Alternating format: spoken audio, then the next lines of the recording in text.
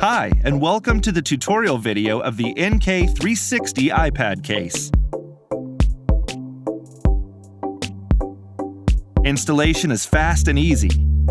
Gently place your iPad into the 360-degree rotational back.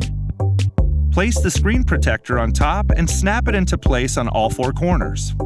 You will hear it snap into place as you secure it. Put the TPU shell on and pull up on the hand strap to secure the 360-degree rotation into place.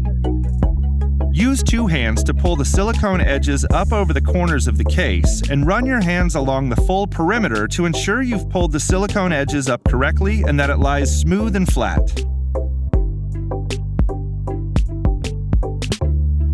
The corners are double reinforced for impact protection, and there are raised edges to prevent cracked screens.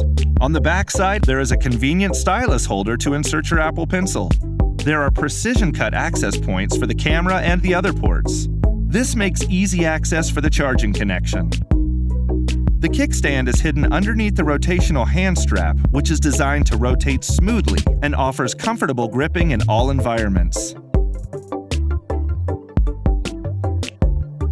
Pull the kickstand out from underneath the hand strap to release it.